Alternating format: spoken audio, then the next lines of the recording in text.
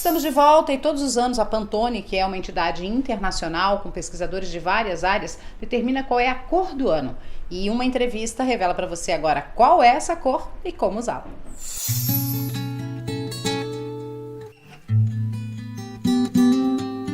Hoje o Bem Viver está aqui no Escritório Técnico de Arquitetura e Design do curso de Arquitetura e Design também da Univale, no campus de Balneário Camboriú, e a gente convidou o arquiteto Emerson Penso, que é professor aqui do curso, para a gente falar sobre uma nova tendência de cor. Todos os anos a Pantone, que é uma entidade internacional, divulga qual será a cor do ano seguinte. Então, em dezembro passado, ela divulgou o Ultraviolet. Isso causou no mercado. Exatamente. Primeiro, como é que se define uma cor tendência para o ano?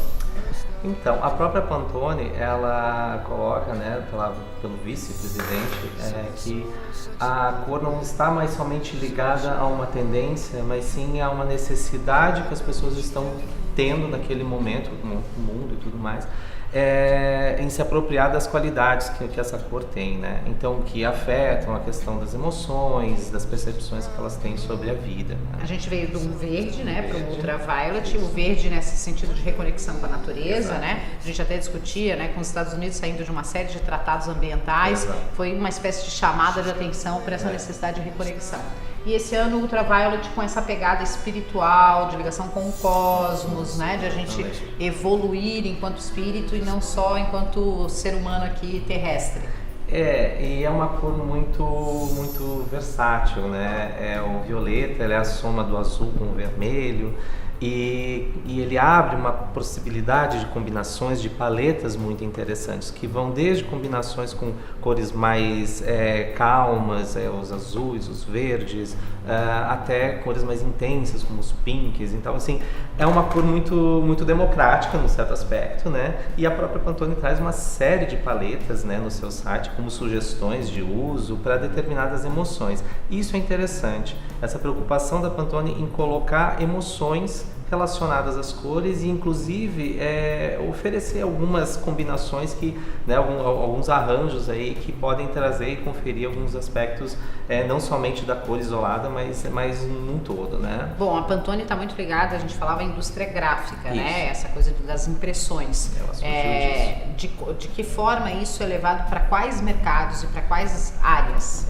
Hoje em dia, até a gente ouvir tanto falar da Pantone, da cor da Pantone, já mostra que ela não está somente no segmento, mas ela está na moda e moda a gente tem que entender não somente como vestir, mas também como comportar-se, como o estilo de ser, né? E isso interfere exatamente na forma como a gente vive, na nossa casa e nos tecidos, nas cores, nos revestimentos que a gente escolhe, né?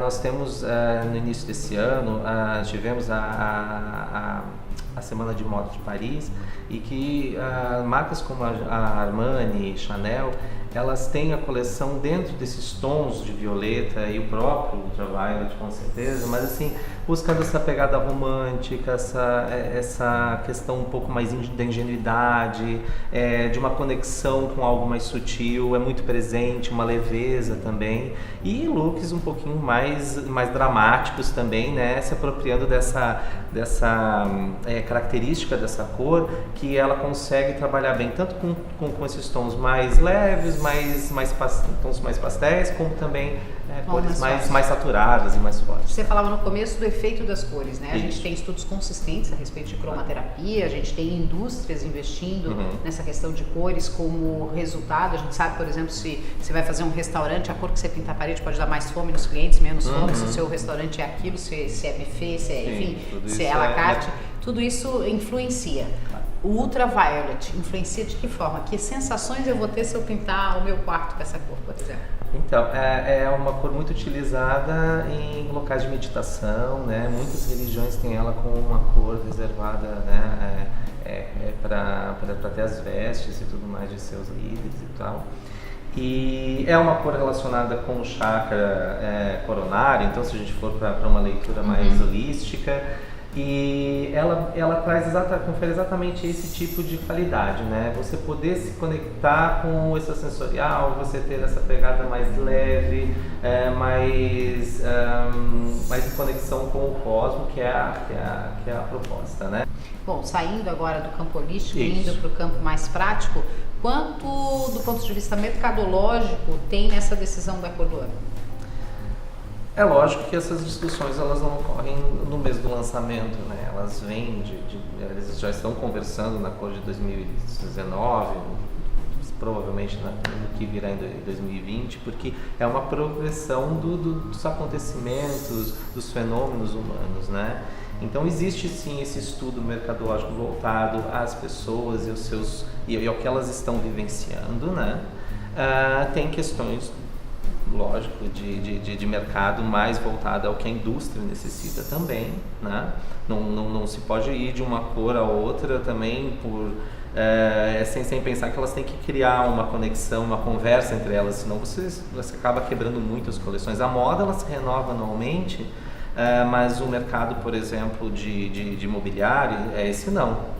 Então tem que se entender na longevidade também dessas cores e da interação entre elas, para que você acabe não fracionando muito, né, o mercado nesse sentido, né? Querido, muito obrigada pela tua disponibilidade, pelo teu conhecimento dividido aqui com a gente. Obrigado.